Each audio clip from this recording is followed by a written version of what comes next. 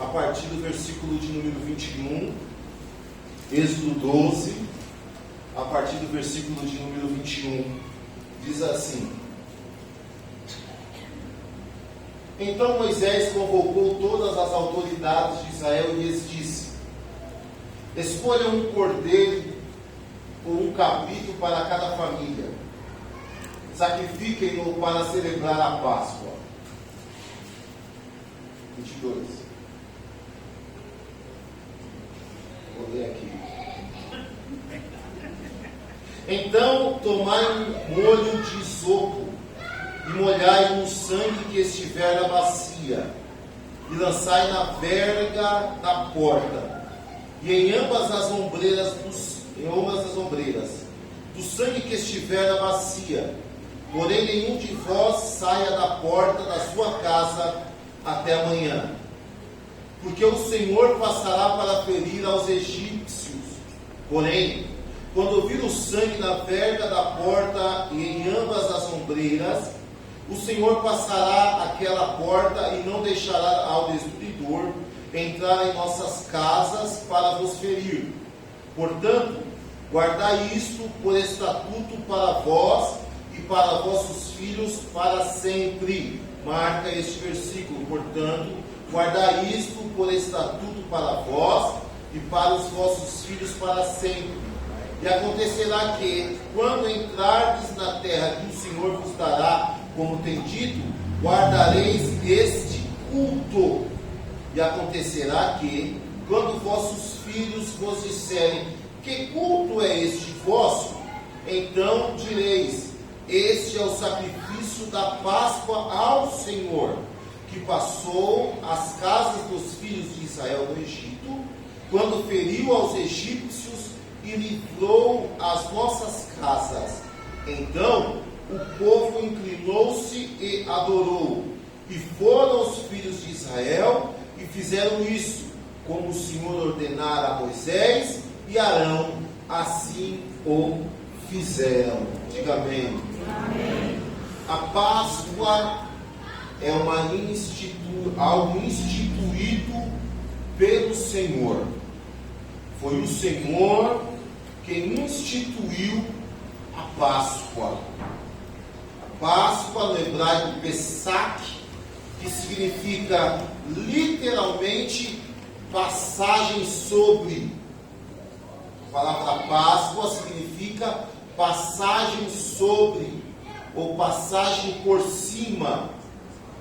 Ela é uma celebração pelo livramento de Deus quando poupou os primogênitos hebreus da morte, conforme fora profetizado por Moisés, sendo essa a última praga de Deus sobre os egípcios.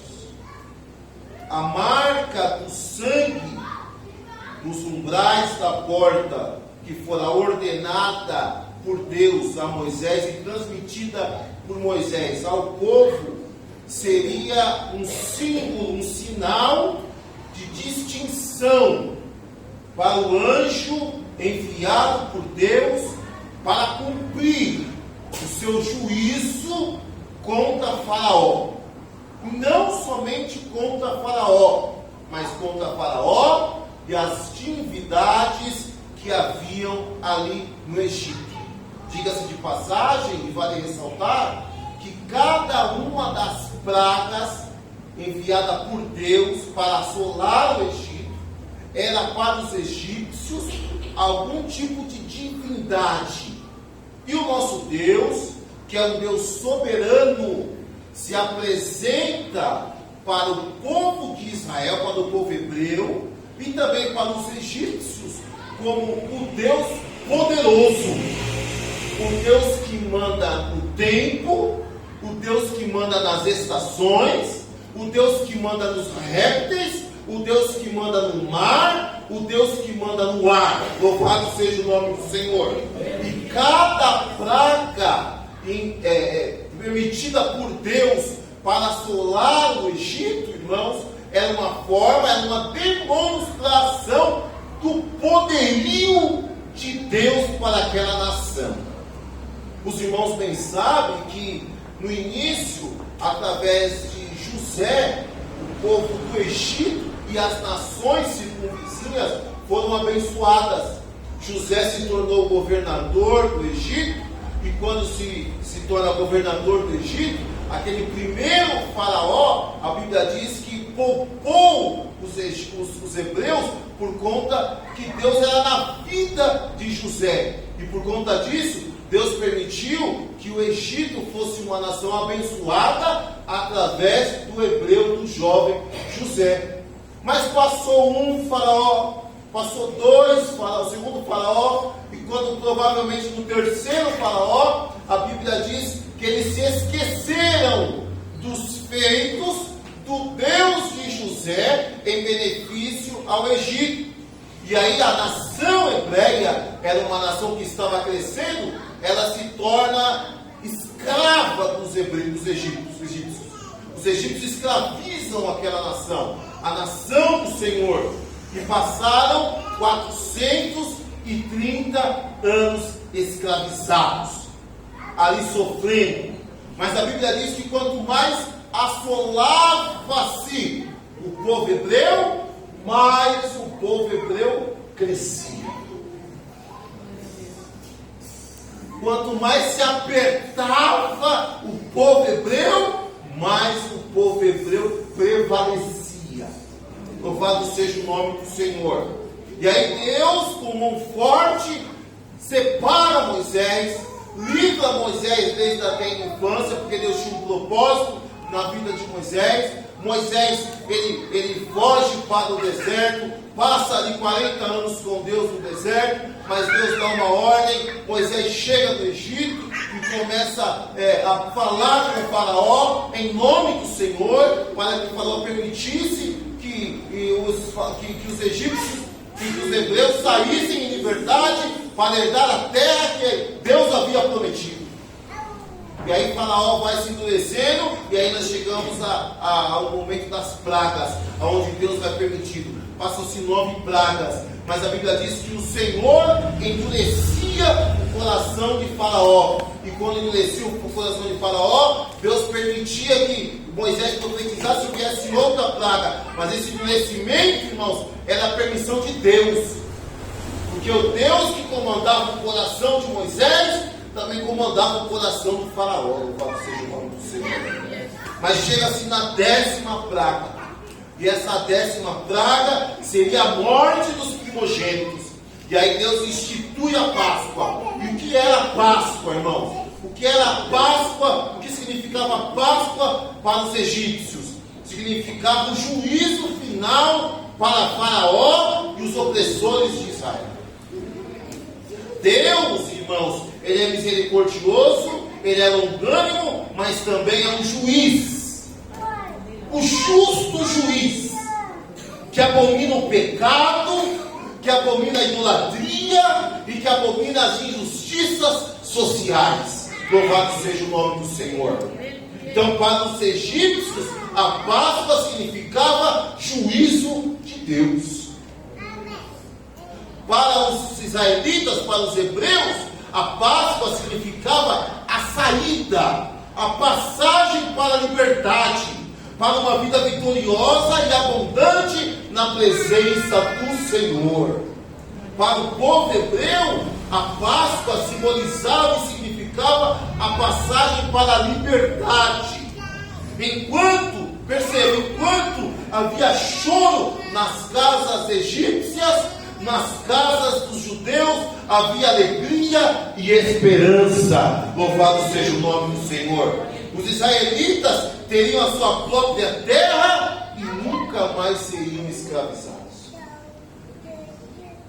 Mas para nós, para a igreja do Senhor, a Páscoa era ali no Êxodo capítulo 12, apontava para um sacrifício.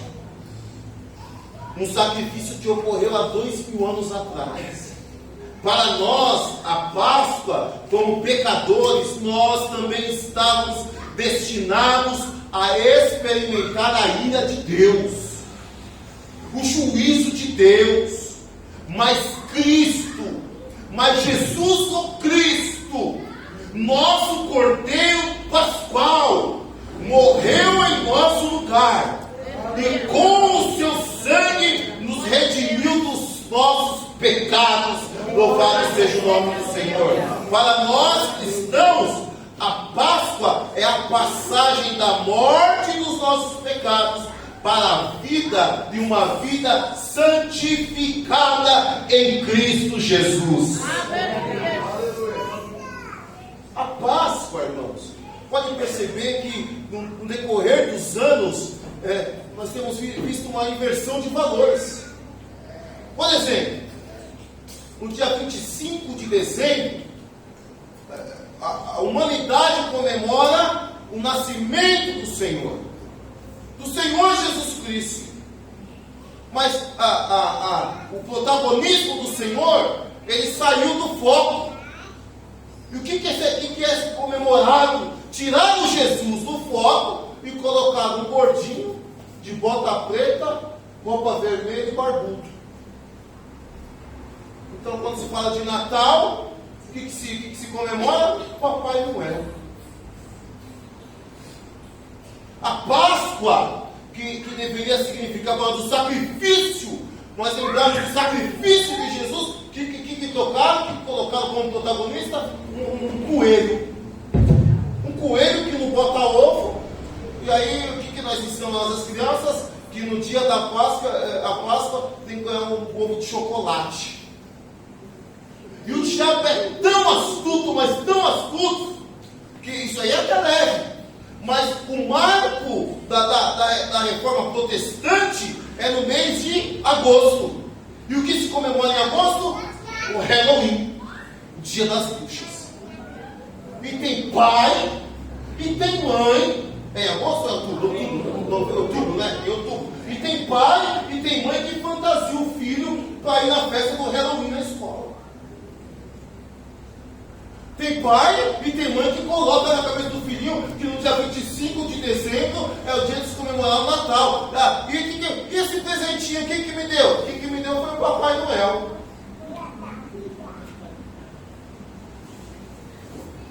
Ai, não acaba com o sonho das crianças isso. Continua colocando na cabeça, na imaginação do teu filho, que esses feitos, eles são normais. Continua. Eles estão tirando o protagonismo do Senhor Jesus e colocando coisas supérfluas. E a gente vai abraçando isso daí. A igreja tem abraçado isso daí. Mas a Páscoa não é isso. A Páscoa, e eu pedi para os irmãos gravarem, que o Senhor colocou isso no coração de Moisés, e falou: Moisés, transmita para o povo. E faça isso como um estatuto perpétuo.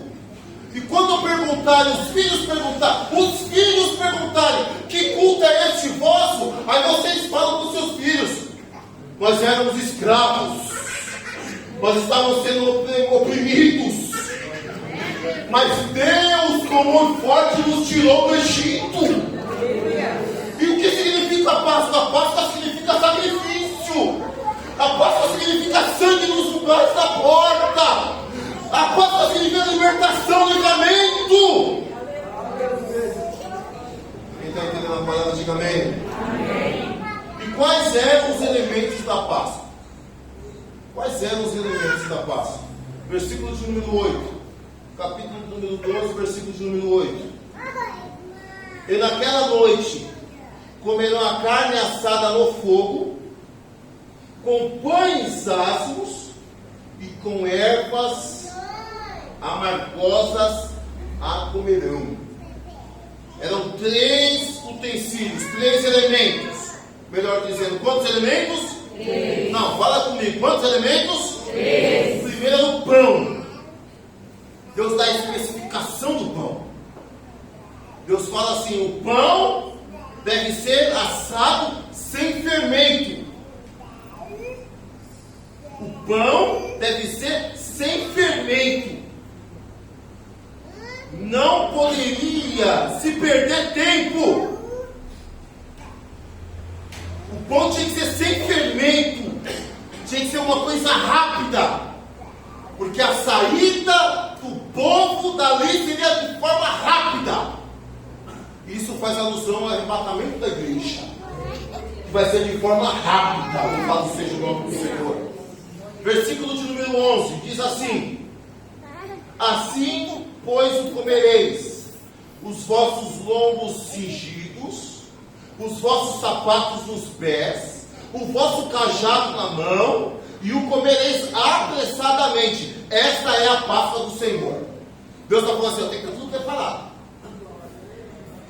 Pelo menos um glória e um aleluia ali. Tem que estar tudo preparado, porque quando eu der a ordem, o anjo vai passar, Moisés. Quem tiver sem sapato, quem tiver despreparado, sem cajado, vai ficar aí. Mas aqueles que estiverem com os lombos cingidos, os sapatos nos pés, o cajado na mão, vai ouvir o som da trombeta do livramento. O segundo elemento eram as ervas amargas, ervas amargosas. Eram plantas, irmão, com composto amargo. Elas cresciam no Egito. Eu fui fazer uma pesquisa. Alguns eruditos botânicos, teólogos que tendem para essa parte botânica, eles colocam algumas verduras do nosso cotidiano que possivelmente eram essas lá. E aí eu até concordei. Agrião, poderia ser um agrião, chicória, escarola, irmão. Que gosta de escarola? Deus abençoe a senhora. Porque de amarga já basta os nossos dias de luta. Eu não falo. Então é o pão, as ervas amargas e o cordeiro. O cordeiro deveria ser sem defeito. Precisava ser um cordeiro separado. E o sangue derramado desse cordeiro, quando imolado, precisava ser aspergido, passado nos umbrais da porta. Capítulo de número 12, nós iremos observar quase que na pele, irmão. Se você ler, você vai sentir na pele um momento crucial e fascinante na história do povo de Israel. A narrativa, ela começa com Deus dando instruções detalhadas a Moisés e a Arão sobre como celebrar a Páscoa. Esse capítulo nos mostra a importância, escute, da obediência e da fé. Obediência e fé. É um relato repleto de simbolismo que ultrapassa a narrativa histórica e nos aponta para o sacrifício do Senhor Jesus. Jesus é o Cordeiro de Deus. Páscoa para nós, como eu disse, não é chocolate. Páscoa para a igreja deve ser gratidão. Páscoa para a igreja deve ser reverência. Jesus é a nossa Páscoa. Jesus é o nosso livramento. Jesus é a nossa salvação. Jesus é o pão da Páscoa. Jesus é o pão da vida. A maior fome que a humanidade tem não é física, e sim espiritual. A maior fome que a humanidade sente não é a fome física, mas é a fome espiritual. E só há uma forma de saciar essa fome: aceitando Jesus como Senhor da sua alma. Evangelho de João, capítulo de número 6. Evangelho de João, capítulo de número 6, e o versículo de número 35, diz-nos assim a palavra de Deus: e Jesus lhe disse: eu sou o pão da vida. Eu sou o pão da vida. Aquele que vem a mim não terá fome, e quem crê em mim nunca terá sede.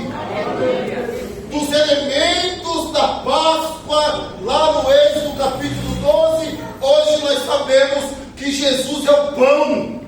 É o pão da vida, louvado seja o nome do Senhor. É o pão que sacia a fome da humanidade. É o pão que sacia a fome da nossa alma. Jesus é o Cordeiro, é o pão de Deus. Jesus, irmãos, é o Cordeiro perfeito. Escute, Jesus é o Cordeiro perfeito. Eu vou repetir, Jesus é o Cordeiro perfeito. Jesus é o Cordeiro perfeito. A perfeição inicia em Jesus e termina em Jesus. O sacrifício de Jesus não foi momentâneo. O sacrifício de Jesus é eterno. Você não entendeu? Eu vou falar mais uma vez. O sacrifício de Jesus não é momentâneo. O sacrifício de Jesus é eterno. Louvado seja o nome do Senhor. Jesus foi o sacrifício perfeito. 1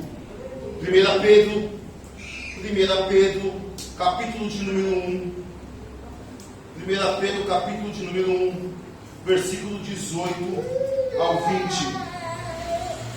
Sabendo que não foi com coisas corruptíveis, como prata ou ouro, que fostes resgatados da vossa vã maneira de viver, que por tradição recebeste dos vossos pais, mas com o precioso sangue de Cristo, como de um cordeiro imaculado e incontaminado, ao qual, na verdade, em outro tempo foi conhecido, ainda antes da fundação do mundo, mas manifestado nesses últimos tempos, por amor de vós. Louvado seja o nome do Senhor.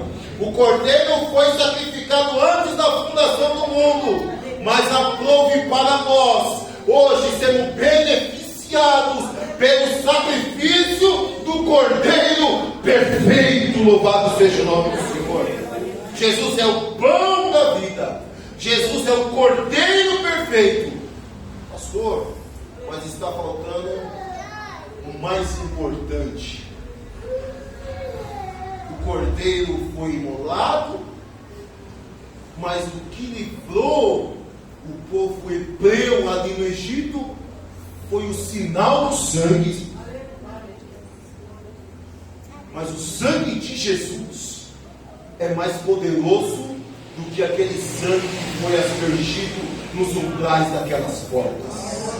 Ah, você não entendeu? Eu vou dizer de novo.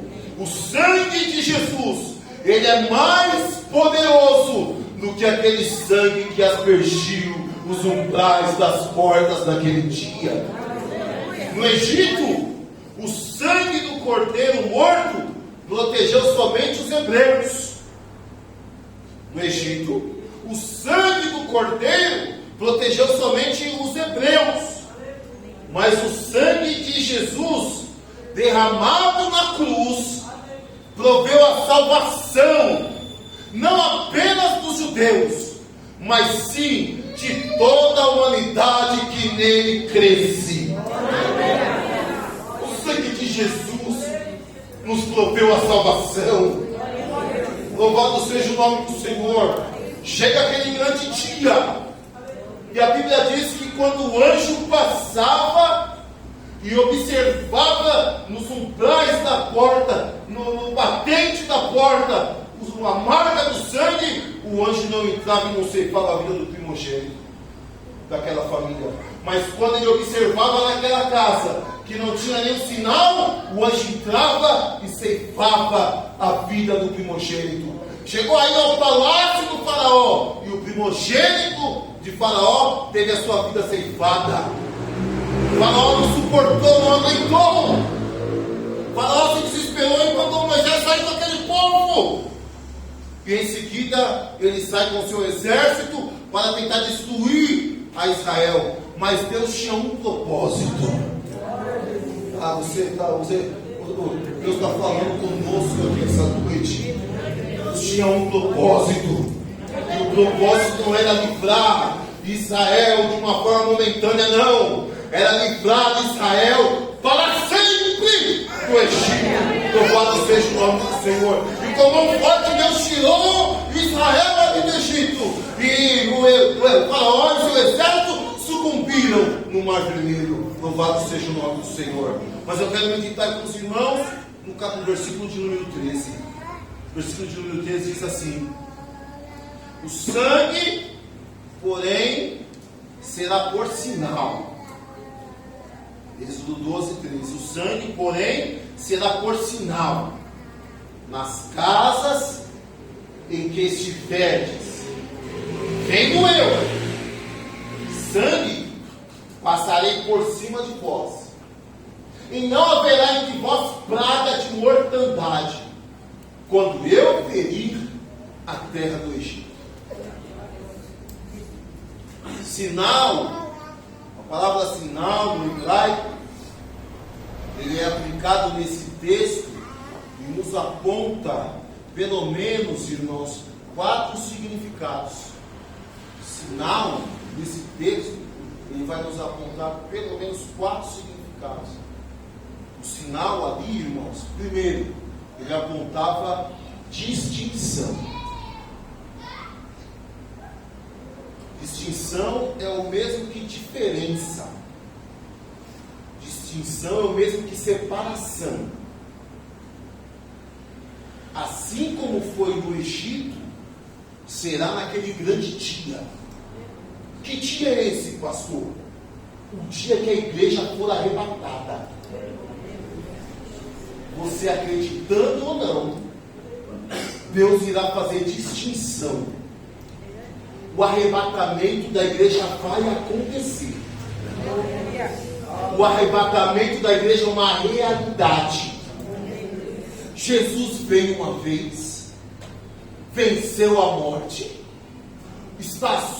foi assunto e está com Deus, mas ele prometeu que iria vir arrebatar a igreja. Vós, varões galileus, está olhando para o céu, porque o mesmo Senhor que vocês viram subir, vocês virão descer. Mas nesse dia haverá uma distinção, uma separação. Deus fará uma diferença entre aqueles que servem e aqueles que não o servem. Paga para ver. Lucas, capítulo de número 17, Evangelho de Lucas, capítulo de número 17, do 34 ao 36. Digo-vos que, naquela noite, estarão 2 numa cama, um será tomado e outro será deixado. 2 estarão juntas moendo, uma será tomada e outra será deixada. 2 estarão no campo, um será tomado e outro será deixado. E respondendo, disse-lhes: onde, Senhor? E ele lhes disse: onde estiver o corpo, e aí se ajuntarão as águias. No arrebatamento da igreja, vai ser assim. Vai ser dessa forma.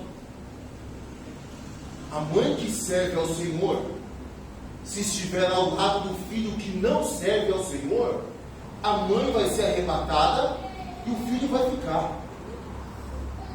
Que utopia é essa? É Bíblia.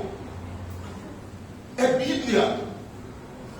O marido que não serve, se tiver um passeio com a esposa que serve, ele vai olhar para o lado e não vai mais ver a esposa. A esposa vai ser tomada pelo Senhor. A mãe que estiver grávida, se ela não servir ao Senhor, aquela criança que está naquele ventre vai ser tomada. E a mãe vai ficar. A Páscoa significa isso, distinção. Esse é o sinal. E Deus está falando conosco aqui esta noite. Você quer fazer parte desse arrebatamento? Entregue a tua vida ao Senhor. Eu não estou pregando aqui religião, nem corda, nem placa de igreja, não senhor e não senhora. Eu estou pregando um relato e uma verdade bíblica. O arrebatamento fará distinção entre os que o servem e os que não servem. Segundo, a palavra sinal aqui no hebraico, quando é aplicado nesse texto, ele nos aponta livramento.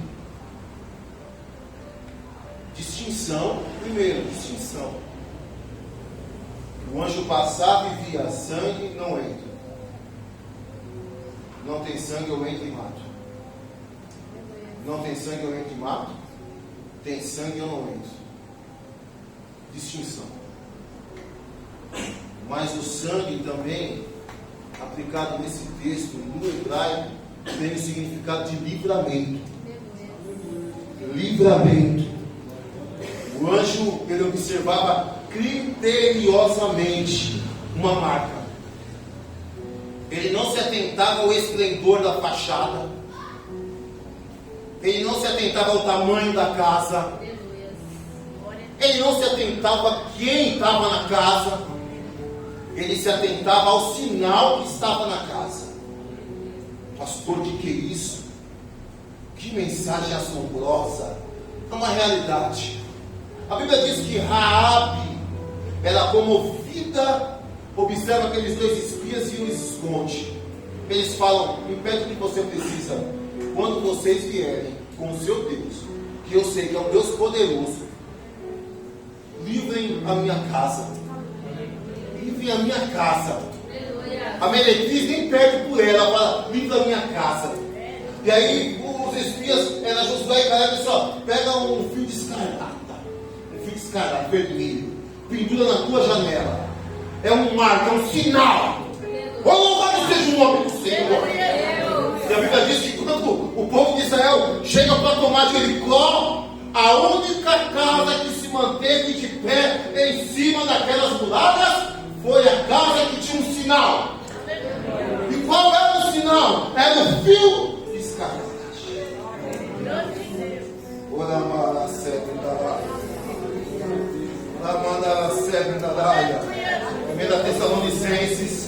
Primeira Tessalonicenses, capítulo de número 1. Primeira Tessalonicenses 1. Abra comigo, por favor. Primeira Tessalonicenses 1, do 8 ao 10. Do 8 ao 10. Porque por vós soou a palavra do Senhor.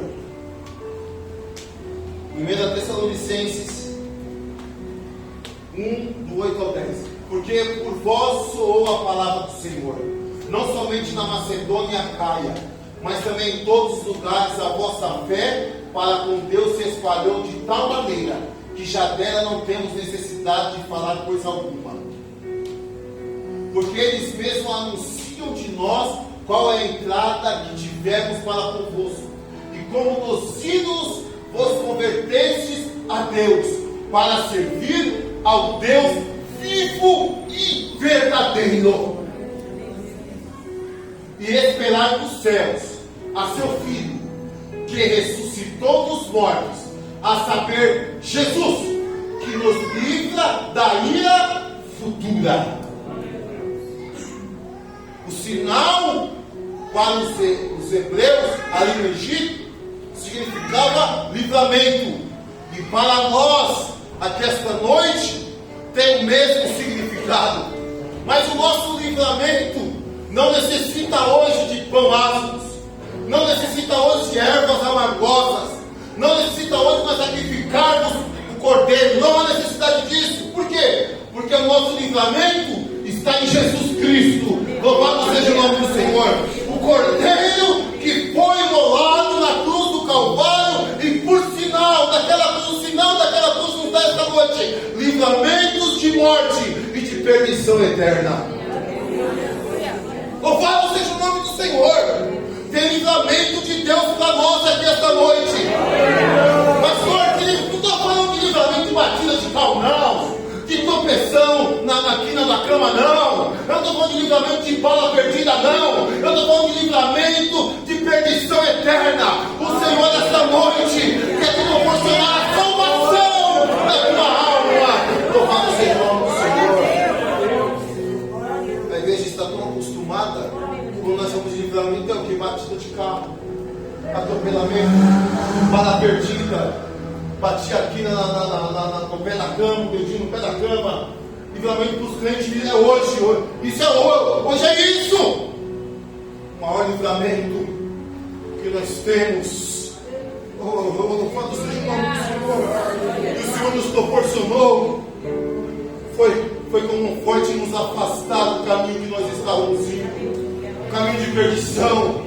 Nosso direcionamento era para o inferno. Mas Jesus morreu por nós. A porta da salvação foi aberta. Nós vamos meia volta. Meia volta e começamos nós estávamos seguindo para a perdição. Mas hoje nossa direção é outra. Glória. Nossa direção é a cruz. Nossa direção é a salvação da nossa alma. É o céu, é Jesus. Mas esse livramento é Jesus. Só há uma forma de nós livrarmos a nossa alma da perdição. Jesus. Não estou falando de Assembleia de Deus. Não estou falando de Batista. Não estou falando de Presbiteriana, não. Não estou falando de igreja pentecostal. Não estou falando de igreja Jesus foi ali e já volta. Não. Eu estou falando de Jesus. Estou falando de Jesus. Jesus pode te dar livramento aqui essa noite. Sinal aponta-nos a distinção, livramento. Mas o sinal, essa palavra sinal, no hebraico aplicado nesse texto, pode nos apontar salvação. Salvação. Salvos da escravidão, salvos da opressão, salvos das prisões. E o que mais nos escraviza, irmão? O que mais escraviza o homem? Ou melhor, o que mais escraviza o crente em Cristo Jesus? O que mais oprime o homem? O que mais prende o homem? Pecado.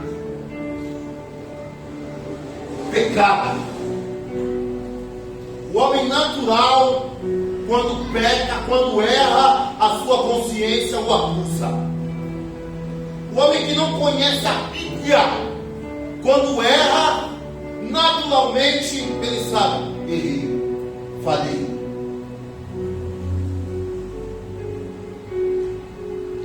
O pecado nos escraviza. O pecado nos oprime. O pecado nos deixa aprisionados. Mas Jesus foi o sacrifício perfeito. E a porta da salvação foi aberta. Nós somos salvos. Salvos dessas amarras. Salvos dessa opressão. E o Espírito de Deus se comunica comigo agora. Tem gente aqui essa noite oprimida, que vem passando por opressões. É um vale escuro. E Deus me mostra um vale escuro. E essa caminhada tua é por mais breu da escuridão. Mas a luz chegou para você essa noite. Oh, glória! A luz chegou para você esta noite. E Ele vem trazendo salvação. Glória a Deus. Essa síndrome que vem colocando você por baixo, te oprimindo. Deus vai arrancar esta noite. Glória a Deus. Você tem um valor. Você é valorosa. Você é valoroso. Jesus pagou um alto preço. Oh, glória. 1 Timóteo capítulo 1, versículo de número 15. Oh, glória. Esta é uma palavra fiel e digna de toda aceitação. Esta é uma palavra digna e fiel de toda aceitação, que Cristo Jesus veio ao mundo para salvar pecadores, dos quais eu sou o principal. Eu quero tomar essa fala do apóstolo Paulo ao jovem Timóteo e dizer: eu era um dos principais pecadores, mas o Senhor, eu era um perseguidor de crente. Eu falava mal de crente. Eu não acreditava nas coisas que aconteciam nas igrejas. Eu olhava e falava assim: que barulheira, que povo perturbado, que povo perturbado. Até um dia, Elias, até um dia, eu lembro como se fosse hoje. A vida Valdemar Martins, Assembleia de Deus, Ministério Casa Verde. Meu pai me obrigou a levar o Jonas para o batismo. Quando eu cheguei no batismo, eu fui para a galeria. E após o batismo tinha um samba, eu ia com samba. Falei que acabe logo isso daí, porque eu vou sair. Quando eu vi meu irmão de branco, aquele batismo, aquele negócio, aquele estorinho de fogo, comecei a passar mal. Começou a me dar um calor. Ferveu minhas pernas, foi fervendo meu corpo. Eu falei: eu preciso sair daqui. Aí desci as escadas. Era uma galeria, aí tinha duas escadas que saíam assim. Nem na bancada, aquelas escadas que saíam assim. Aí quando eu saí, veio um senhorzinho, baixinho, cabelo branco, barrigudinho. Ele dizia assim: rapaz, tu é o próximo. Dei um tapa na mão dele e falei assim: que próximo, que sai pra lá? Vou ser crente nunca na minha vida. Oh glória, oh glória, eu vi o próximo. Deixa eu dizer algo aqui para alguém que está aqui essa noite. Não adianta tentar fugir, não adianta tentar correr. Quando Deus tem um propósito na nossa vida, o propósito vai se concretizar. E nessa noite, eu como profeta de Deus, quero profetizar para a sua vida.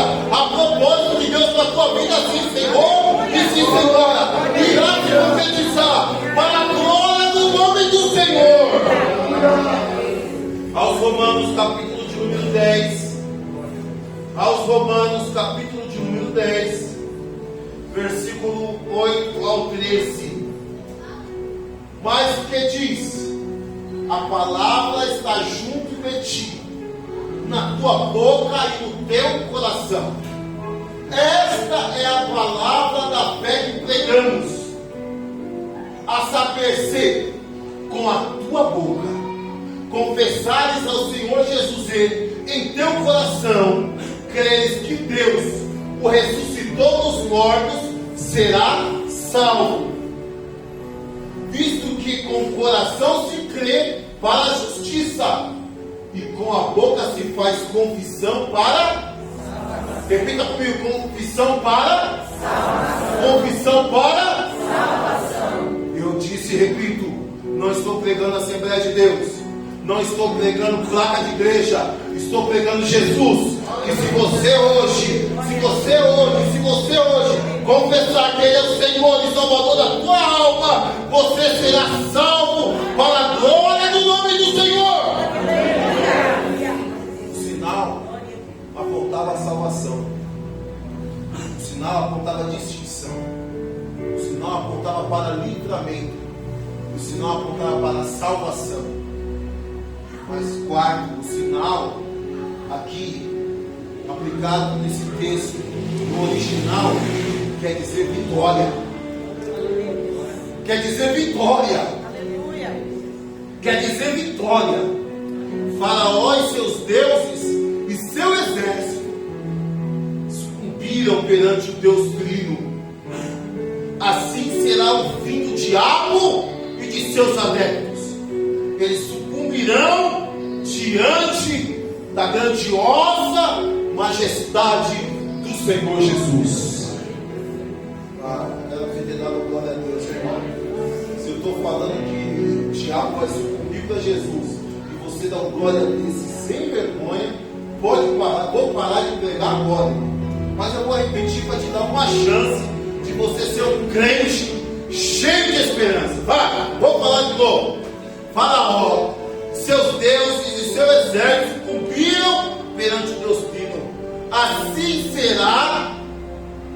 diabo, abre parênteses, aquele que te oprime, aquele que te ataca, aquele que te atrapalha, aquele que quer a tua morte, que é o teu fim.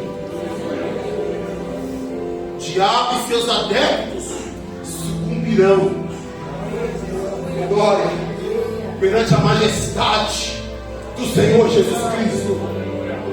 Filho do homem, ele tem poder para esmagar a cabeça da serpente. Aquela serpente lá do Éden, o diabo, Satanás, ele será esmagado pelo Senhor Jesus Cristo. Louvado seja o nome do Senhor. A igreja é vitoriosa em Cristo Jesus. A igreja é vitoriosa em Cristo Jesus. A nossa vitória não são as conquistas desse mundo, mas a nossa vitória está em Cristo Jesus.